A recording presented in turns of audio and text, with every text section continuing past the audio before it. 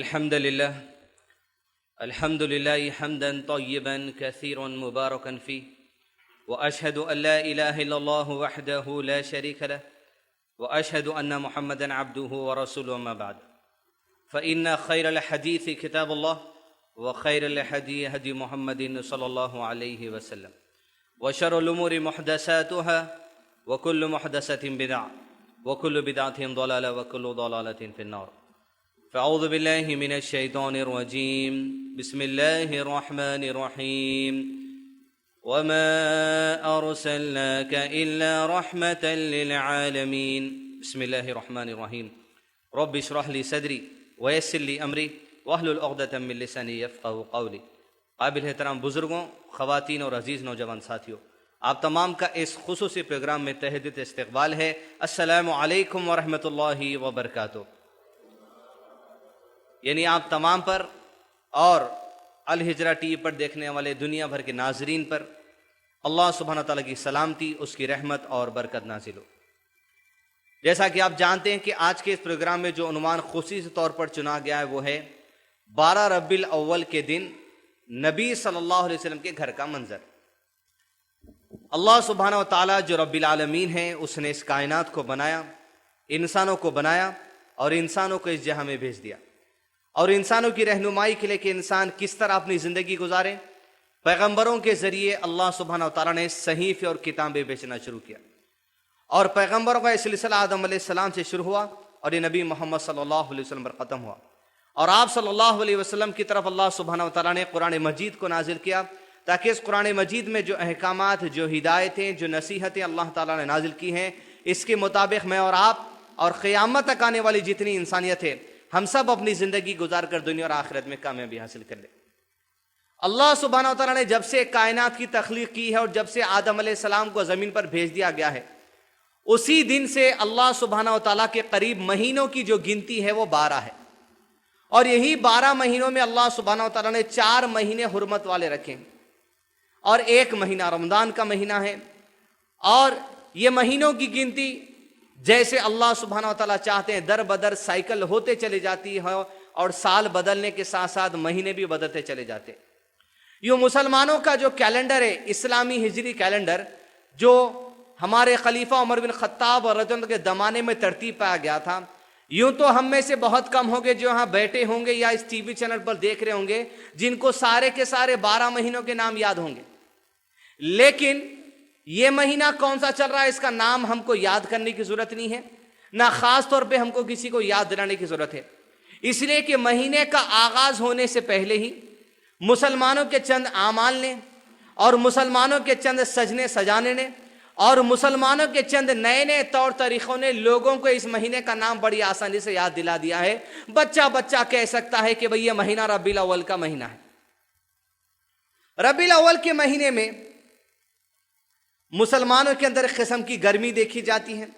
اللہ کے نبی محمد رسول اللہ صلی اللہ علیہ وسلم سے خاص محبت جو سو لگاؤ دیکھی جاتی ہے، جو سال بھر نہیں دیکھی جاتی وہ اس مہینے کے چند دنوں میں دیکھی جاتی ہے، یا جو چند دنوں میں نہیں دیکھی جاتی وہ آج کی صبح سے مغرب تک دیکھی جاتی ہے، جو کل نہیں دیکھی جائے گی وہ آج ہی دیکھی جا سکتی ہے. خاص محبت یا خاص جذبہ جو دیکھا جاتا ہے. اور جیسے ربیع الاول کا مہینہ آتا ہے، اس طرح مائک کے سامنے کھڑ کے بولنے والے لوگ اللہ کے نبی صلی اللہ علیہ وسلم کے تعارف میں، آپ کی شان میں جو سو آپ کی سیرت کے بارے میں، قرآن میں اللہ سبحانہ وتعالیٰ جو نبی صلی اللہ علیہ وسلم کے بارے میں کہا اس کے بارے میں تعارف پیش کرتے ہیں. کہنے والے مائک کے سامنے کھڑے ہو کر ایسا تعارف بھی دے دیتے ہیں جو نہیں ہے. اور جیسے ربیع الاول کا مہینہ آتا ہے، اشتہار لکھنے والے یا مضامین لکھنے والے، چاہے اخبارات کے اندر ہو یا کتاب کے شکل میں ہو، اپنے قلم کے ذریعے بھی رسول اللہ صلی اللہ علیہ وسلم کی شان میں باتیں لکھتے ہیں، لیکن بعض باتیں ایسے بھی لکھ دیتے ہیں جو نہیں ہوتی ہیں. بہرحال مسلمانوں کے اندر جو گرمی رہتی ہے، قلم کا استعمال بھی گرمی سے ہوتا ہے، زبان کا استعمال بھی گرمی سے ہوتا ہے، مائک اور ساؤنڈ باکس کا استعمال بھی گرمی سے ہوتا ہے. جس کے من میں جو آتا ہے کہنے کو چاہتا ہے. لیکن یاد رکھیے، وہ شخصیت محمد رسول اللہ صلی اللہ علیہ وسلم کی شخصیت، اس جیسی شخصیت نہ دنیا میں کوئی آئی ہے، نہ دنیا میں کوئی وجود رکھتا ہے جس شخصیت کا، اور نہ قیامت کے دن کے کھٹکے ہونے تک ایسی شخصیت دنیا میں کبھی پیدا ہو نہیں سکتی محمد رسول اللہ صلی اللہ علیہ وسلم کی ذات. اور یاد رکھ لی میں اور آپ اس بات کو کان کھول کے، کوئی آدمی اگر اپنے آپ میں سمجھتا ہے یا کوئی آدمی کو اپنی آپ کی خوبصورتی پہ ناز ہے تو جان لے اس زمین پر سب سے خوبصورت شخصیت اگر کوئی ہے محمد رسول اللہ صلی اللہ علیہ وسلم کی ذات ہے۔ کوئی آدمی کو اگر اپنے علم کے اوپر ناز ہے، سمجھتا ہے کہ میں بہت زیادہ علم والا ہوں، یاد رکھے زمین پر سب سے اچھی اور عمدہ علم والی شخصیت صرف ایک ہے، محمد رسول اللہ صلی اللہ علیہ وسلم کی ذات ہے۔ کوئی آدمی یہ سمجھتا ہے کہ میں دنیا میں طاقتور آدمی ہوں، میری پرسنالٹی اچھی ہے یا میری باڈی اچھی ہے یا میرے اندر طاقت اچھی ہے، یہ بات جان لے کہ سب سے طاقتور انسان زمین پر محمد رسول اللہ صلی اللہ علیہ وسلم کی ذات ہے۔ کوئی آدمی یہ سمجھتا ہے کہ اس کے پاس کہنے کا اچھا انداز ہے، اس کے پاس بولنے کا اچھا انداز ہے، لوگ اس کی بات سے موہ لیے جاتے ہیں، ایسا آدمی جان لے کہ سب سے بہترین بات اگر کسی کی ہے زمین پر بولنے والا محمد رسول اللہ صلی اللہ علیہ وسلم کی وہ ذات ہے۔ تمام کاموں میں سب سے بہتر، سب سے اعلیٰ محمد رسول اللہ صلی اللہ علیہ وسلم کی ذات۔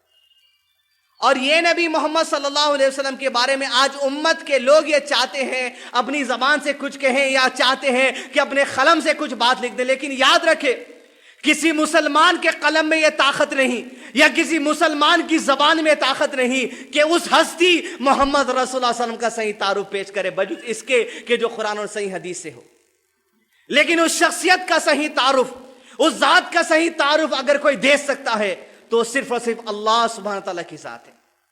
پیارے نبی رسول اللہ صلی اللہ علیہ وسلم کی حقیقی جو شان ہے، آپ کی جو عظمت ہے، آپ کا جو مقام ہے، آپ کا جو سٹیٹس ہے، آپ کا جو پوزیشن ہے، وہ صرف اور صرف اللہ سبحانہ تعالیٰ کی ذات صحیح پیش کر سکتی ہے۔ اور اللہ سبحانہ وتعالیٰ نے اللہ کے نبی صلی اللہ علیہ وسلم کے بارے میں ایک ہی سورت، سورہ دوحہ، سورہ نمبر 93 کی آیت نمبر 6، 7، 8، آیت نمبر 6، 7، 8 میں اللہ کے نبی صلی اللہ علیہ وسلم نے پوری زندگی کا تعارف دے دیا۔ اللہ سبحانہ وتعالیٰ نے فرماتے اللہ تعالیٰ اعوذ باللہ من الشیطان الرجیم، یہاں آپ کو میں اپنی زبان سے نبی کا تعارف سنانے نہیں کھڑا جس طرح بازاروں میں آپ سنتے ہیں۔ یہاں آپ کو پہلی بات ہم دیکھیں گے اللہ تعالیٰ نے جو تعارف دیا اور پھر خود نبی صلی اللہ علیہ وسلم نے اپنا جو تعارف دیا انہی کی زبانی نبی صلی اللہ علیہ وسلم کا تعارف سنیں گے۔ سب سے پہلا تعارف سورہ دوحہ سورہ 93 آیت نمبر 6، 7، 8 فرمایا اعوذ باللہ من الشیطان الرجیم بسم اللہ الرحمن الرحیم والضحى واللیل اذا سجى ما ودعك ربك وما قلى وللآخرة خير لك من الأولى ولسوف يؤتيك ربك فترضى ألم يجدك يتيما فآوى ووجدك ضالا فهدى ووجدك عائلا فأغنى۔ یہ تین آیتیں ایسی جس میں اللہ کے نبی صلی اللہ علیہ وسلم کے بچپن سے لے کے آخری عمر کے سب تک تعارف اللہ نے دے دیا۔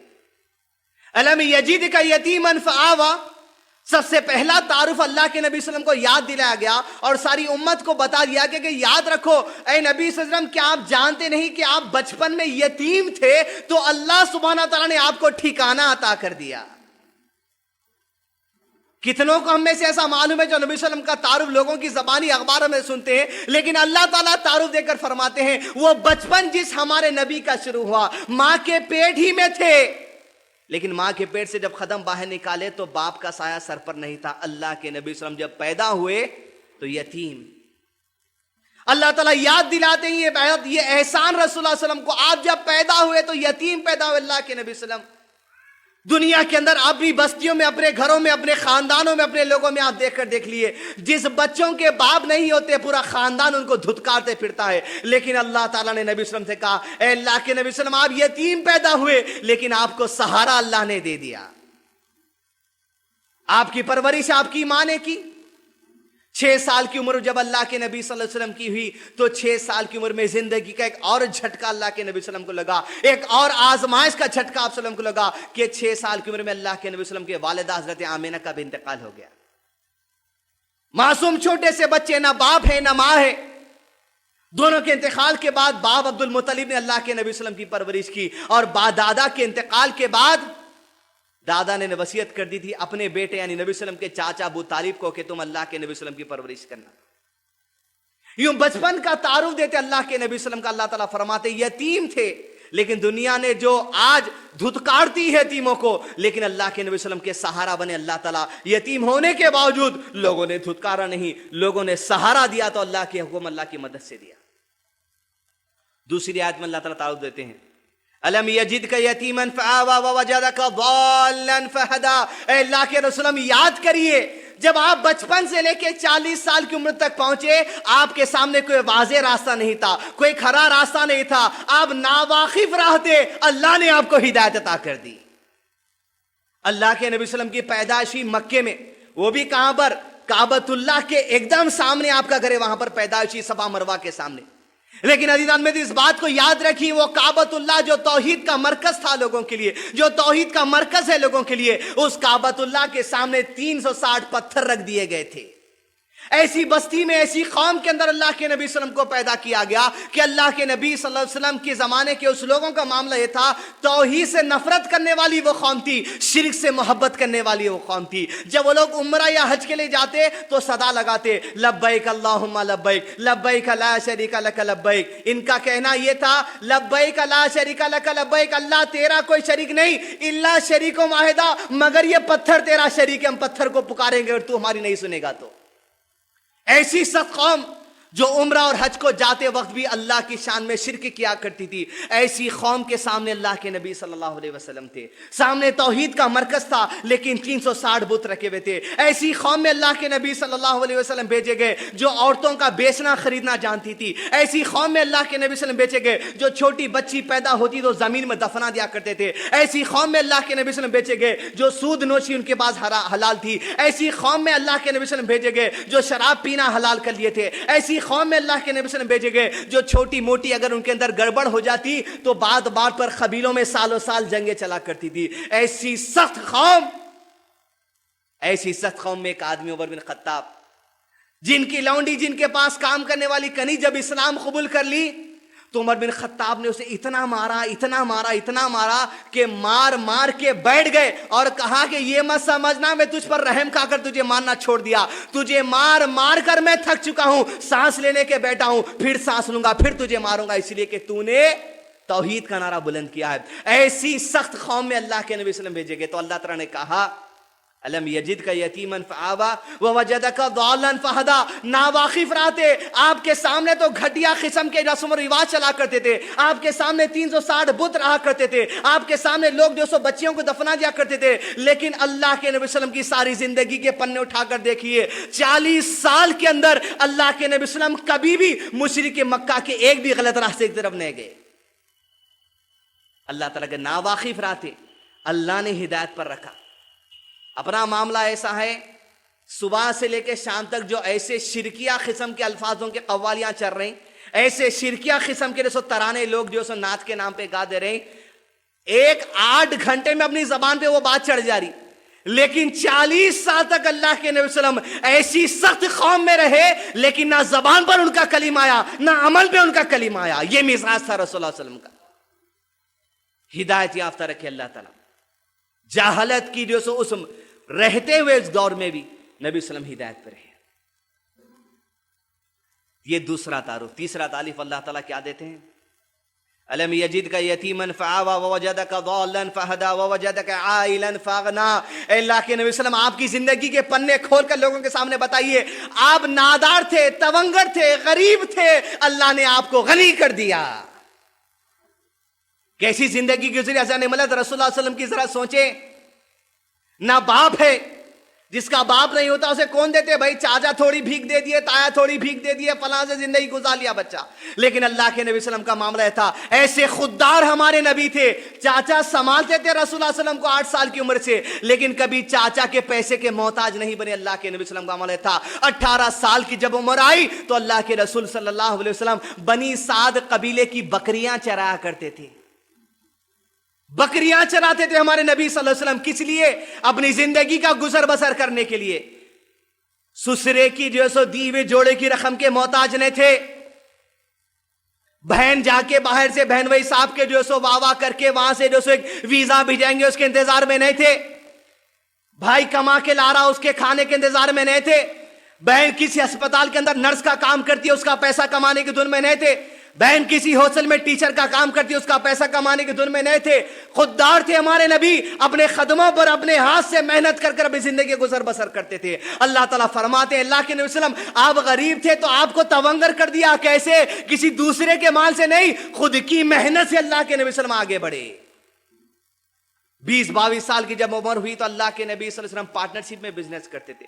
24-25 سال کی جب عمر ہوئی تو اللہ کے نبی صلی اللہ علیہ وسلم کا معاملہ یہ تھا کہ آپ صلی اللہ علیہ وسلم کے بزنس کے ٹیکٹکس، بزنس کے اصول، بزنس کے طریقہ کار پورے مکے میں مشہور ہو گئے۔ ہر آدمی چاہتا کہ بھئی ہمارا مال لے جا کے آپ بزنس کر کے آئیے، ہم آپ کو اچھا کمیشن دیں گے۔ مکے کی سب سے بڑی تاجر عورت خاتون حضرت خدیجہ رضی اللہ عنہا کو جب پتا چلا تو کہا اللہ کے نبی صلی اللہ علیہ وسلم آپ میرا مال لے جا کر ملک شام بیچ کر آئیے، جتنے لوگ آپ کو جتنا کمیشن دیتے ہیں اس سے زیادہ کمیشن میں دوں گی، آپ کے پاس تجارت کے بہترین اصول ہیں۔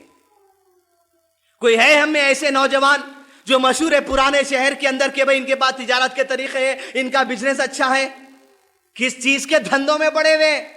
زمین کی لپا ڈوپی کر دیے، پاسپورٹوں کی لپا ڈوپی کر دیے، لائسنس کے اوپر اس کی فوٹو چپکا دیے، اس کے اوپر اس کی فوٹو چپکا دیے، زیراکس نکال دیے، ٹرافک پولیس والوں کو پھرا دیے۔ یہ دھندوں میں کیا ملوث ہے آج؟ ارے حلال کمائی، راس کمائی، وائٹ کالر جاب۔ کوئی ہے ہم میں حیدرآباد کے اندر؟ ہوں گے کچھ لوگ، ارے بھائی بچہ کیا کام کرتے؟ نہیں، جس کو پوچھیں گے، جہاں پوچھیں گے، کہیں نہ کہیں نکلتا بڑے لوپے ڈوپے باز ہے بھائی، زمینوں میں شاہی نگر میں نکو جاؤ بھائی، بارکس میں نکو جاؤ بھائی، پہاڑی کا نکو جاؤ بھائی، گئے تو ڈبا دیتے بھائی، قبضہ کر لے رہے بھائی۔ جس نبی کے ہم ماننے والے اس امت کا تعارف ایسا ہو رہا۔ عزیزان ملت، یہ ہے رسول اللہ صلی اللہ علیہ وسلم کے تعارف زندگی کے جو 3 آیتوں میں بیان کیے۔ پہلے یتیم تھے آپ، دوسرے ناواقف راحتی ہدایت دے دی، تیسرے غریب تھے تو اللہ نے غنی تونگر کر دیا۔ اب آئیے مزید تعارف کی طرف۔ یوں تو آپ صبح سے یا 3-4 دن سے تعارف سن رہے ہوں گے، ایسا تعارف سن رہے ہیں جو ہے بھی نہیں۔ اخبارات میں، کتابوں میں، پیمفلٹ کے ذریعے ایسا تعارف آپ کے سامنے شاید بانٹا گیا ہوگا جو ہے نہیں، لیکن اللہ کی زبانی سنی اللہ تعالیٰ کیا کہتا ہے، اور رسول اللہ صلی اللہ علیہ وسلم کیا کہتے ہیں۔ اللہ تعالیٰ نبی کا تعارف چوتھا دیتے ہوئے فرماتے ہیں یہ تعارف ہے، یہ اعزاز ہے رسول اللہ صلی اللہ علیہ وسلم کا۔ دنیا میں کسی شخصیت کو اعزاز نہیں ملا اس آیت میں جو بیان کیا گیا، اور نہ قیامت تک کسی شخصیت کو اعزاز دیا جائے گا۔ اللہ تعالیٰ سورہ قمر فرماتے ہیں اعوذ باللہ من الشیطان الرجیم بسم اللہ الرحمن الرحیم وَإِنَّكَ لَعَلَىٰ خُلُقٍ عَظِيمٍ۔ یہ ایسی آیت ہے جو صرف رسول اللہ صلی اللہ علیہ وسلم کے لیے، کوئی آدمی اس کے اندر آ نہیں سکتا۔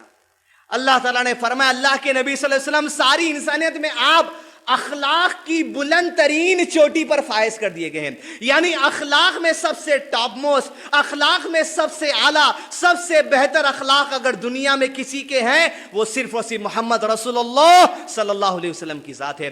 آپ سے بہتر اخلاق کسی کے نہیں ہو سکتے۔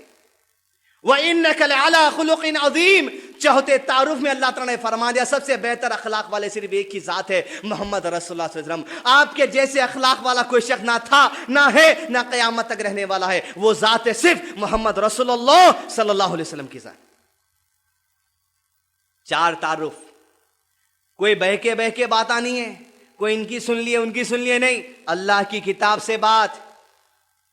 اور کیا اعزاز ہے رسول اللہ صلی اللہ علیہ وسلم کا؟ اگلا پانچواں اعزاز اللہ کے نبی صلی اللہ علیہ وسلم کا یہ ہے کہ اللہ کے نبی صلی اللہ علیہ وسلم صرف انسانوں کے نبی نہیں ہیں، اللہ کے رسول صلی اللہ علیہ وسلم انسان اور جنات دونوں کے لیے نبی بنا کر بھیج دیے گئے۔ یہ اعزاز ہے رسول اللہ صلی اللہ علیہ وسلم کے لیے، انسانوں کے لیے بھی نبی ہے اور جنات کے لیے بھی نبی بنا کر بھیجے گئے۔ سورہ جن پڑھیے، سورہ احقاف پڑھیے، اللہ کے نبی صلی اللہ علیہ وسلم وادی نخلا میں فجر کی نماز پڑھ رہے تھے، اللہ تعالیٰ نے جنوں کی ایک جماعت بھیج دی، خالی قرآن سن کے اسلام قبول کر لیے اور اپنے قوم کی طرف جا کر بولے آؤ اللہ کے نبی صلی اللہ علیہ وسلم پر ایمان لے کر آؤ۔